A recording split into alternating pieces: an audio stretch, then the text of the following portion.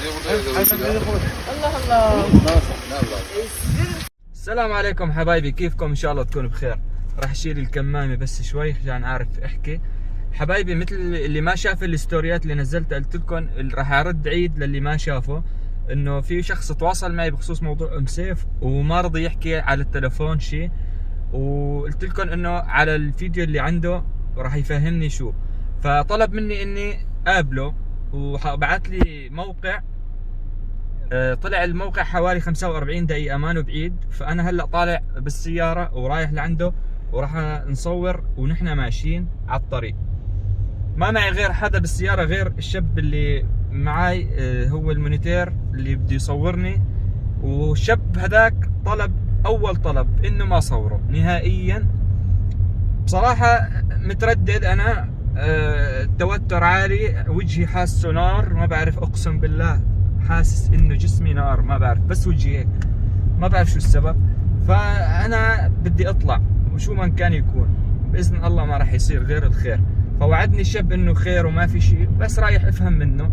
وراح انزل لكم هلا فيديو بيوضح انه يمكن انه السلطات التركيه تدخلوا بالموضوع بخصوص الموضوع هذا اللي صاير معه. بس بدي اروح افهم شو السبب، شو القصه، وين ام سيف، ليش ما عم ترد، ليش ما عم يرد جيفاره. وفي شيء ثاني، هلا راح اطلع اول شغله على المخفر، حط رقم الهاتف اللي الشاب اللي تواصل معي.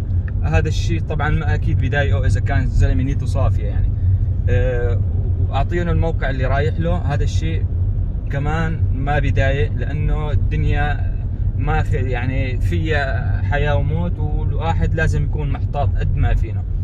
ما حبيت جيب يزن، حاول ترجاني كتير قليل اللي اطلع معك، ما حبيت جيبه بهيك مشوار، ما بتعرفوا الانسان شو بصير معه. فلذلك هلا راح ان شاء الله نوصل للموضوع اللي كتير ناس حابه تعرف شو القصه. وشوفكم هلا مقطع من الفيديو الشاب اللي بعت لي اياه، هذا اللي خلاني احس انه عن جد صادق، لانه قال لي انه هذا الفيديو ام سيف ونانو، ومبينه نانو بالسياره الشرطه عباب الفيلا. قارنته بفيديوهات ثانيه، هلا بفرجيكم المقارنه، بس ارجع على البيت وفرجيكم على تروي شو اللي صورته. فهلا راح نطلع مع بعض باذن الله، وخليكم مع الفيديو. وليش هيك عم تعمل ابو يزن؟ اكيد في ناس كثير عم تعمل هيك. شباب، عم سوي هيك انا لانه مو شرط يكون صديقك بس وقت الفضاء، لا، لازم تكون معاه بالسراء والضراء. صديقك لازم تكون معاه بالحلوة والمرة، بالتصوير، بالشغل، بغير شغل، بمشاكل. مو بس أخذت مصلحتي منك وباي باي مع السلامة، لا، لازم الإنسان حتى لو شو ما كان يكون، شو ما كان يكون النهاية، نحن اللي قدرنا نسويه والله العظيم والله شاهد على كلامي، إذا اضطر الأمر إني سافر فورا بأول طيارة راح أطلع وسافر وشوف شو بقدر ساعد. فتحياتنا للجميع، خليكم مع الفيديو وإن شاء الله. وبحب أتشكر كل شخص تواصل معنا وأعطانا معلومة، وكل شخص وقف معنا بهذا الموضوع. تحياتي للجميع، خليكم مع الفيديو وإن شاء الله خير يا رب. اوكي شباب، انا ما بعرف، يمكن لشوف لوين بقدر وصل بالتصوير. فانا هلا صرت على باب المخفر، عرفتوا؟ فاكيد راح يمنعوني من التصوير جوا. راح افوت وشوف شو بصير معي، ومن برا برجع بخبركم، لانه اكيد راح يمنعوني من التصوير جوا، ممنوع اصلا نصور هون نهائيا. بشوفكم ان شاء الله بعد ما اطلع. حبايبي، كيفكم؟ ان شاء الله تكونوا بخير. رجعت لكم بعد ما طلعت من المخفر، صار لي 3/4 الساعه جوا، سووني متهم الا شوي. والافظع من هذا كله، خرب الدنيا كلها علي، واخذ رقم الشاب وراح هيك واتصل فيه، قال له معك الشرطي فلاني، ونكت الدنيا كلها. ما بعرف مين طلب منه هذا الشيء، ولا بعرف شو اللي خرب لي كل شيء. لعد الشاب فصل التلفون لما عرف اني انا بشرطه وكذا، وسكر التلفون، وهلا بطل يرد. ما في عندي غير هلا دليل واحد، الفيديو اللي بعت لي اياه، هلا راح احط لكم اياه ونقعد نشوف مع بعض شو التحليل لهذا الشيء. وخليكم معاي، ثواني بكون بالبيت شباب.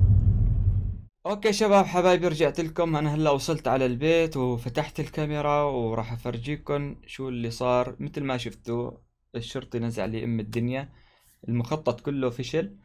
رجعنا والشاب اعطاني بلوك، وانا بعتذر منه اذا كان عم يشوف هذا الفيديو. ما كان قصدي اني اسبب لك اي اهانه او وجع راس، كل اللي صار انه بس من باب الاحتياط. انا شخص ما بعرفك ورايح لعندك، قلت لي تعال وممنوع التصوير وكذا، بس من باب الاحتياط لا اكثر. بوجه لك اعتذاري من هون.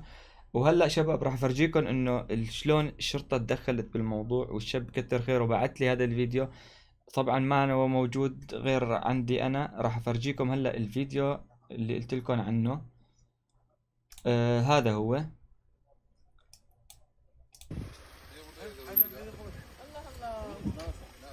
الفيديو قصير، عبارة عن كام ثانية. عرفتوا كيف؟ شوفوا هون سيارة البوليس، نانو ومسيف بقلب السيارة، وصوت مسيف بآخر الفيديو. إذا بتنتبهوا تحطوا السماعات مزبوط ببين معاكم. فأنا ما أخذت بالعين الاعتبار إنه هذا الفيديو عن جد، فرجعت تأكدت بالضبط مثل ما كنتم شايفين على البنايات اللي قدام هاي والسياج. تأكدت إنه عن جد هذا بيت مسيف، مثل ما راح تشوفوا بهذا الفيديو. هاي هي البنايات ليكون. أنا رجعت على الفيديوهات تأكدت مشان تكون المعلومات صحيحة. شايفين هذول البنايات اللي فوق، وهاي السياج ليكم مثل ما شفتوا اللي طالع بالفيديو هاد. عرفتوا كيف؟ اوكي ابي اذن. هلا المهم شو صار معانا وين صارت مسيف وشو اللي صار. مسيف صاير معاه مشكلة مزبوط اللي فهمته من الشاب. هو ما متأكد شو السبب. اجت الشرطة وتدخلوا، وان شاء الله تكون الامور انحلت. ما بعرف، ما باقي غير انه ندعي لهم ان شاء الله يكون ما في شيء، وان شاء الله يا رب يكون المشكلة تنحل. وهلا هيك بيكون ما باقي غير نستنى مسيف ان شاء الله وتطلع بالسلامة، ونشوف شو هي المشكلة. انه هي تحكي من تما نسمع شو كانت المشكلة. كل اللي قدرت سويه سويته، وان شاء الله اني ما اكون قصرت. وبتشكر كل المتابعين اللي كانت عن جد لهفتن. شفت بالتعليقات اللي كانت لهفتن على الانستا اللي تواصلوا معنا بخصوص هذا الموضوع. عن جد ما توقعت محبين ام سيف لهالدرجة هاي. ونتمنى لها كل التوفيق. بعمرها ما اذت انسان، بعمرها ما طلعت حكت على يوتيوبر او غلطت باي كلمة. لهذا السبب نحن حبينا نوقف معاها، وبنتمنى لها كل التوفيق هي ولأخونا جيفارة ولأختنا نانو. فشباب إن شاء الله نقدر نتواصل معاهم بإذن الله. هلا أنا وعدت إني أقدر أتواصل معاهم، بس ما بعرف ترى الموضوع عندهم هيك مثل ما بدكم تقولوا مبلوشين بشغلة. شو هي ما بقدر لكم اللي وصلني لحتى أتأكد. وصلني حكي كتير، وصلني شو السبب، بس أنا ماني متأكد. إذا ما من تم الشخص أو شيء مثل ما شفتوا فيديو موثوق منه أو صوت الشخص نفسه عم يحكي، ما بقدر أحكي هذا الشيء مشان ما أظلم حدا. وهلأ تحياتي لكم، وإن شاء الله إذا صار معي أي شيء فورا ما راح أتردد نزلكم إياه وفرجيكم شو آخر أحداث مسيف. وبنتمنى لكم التوفيق، وتحياتي لكم، والسلام عليكم. الله الله.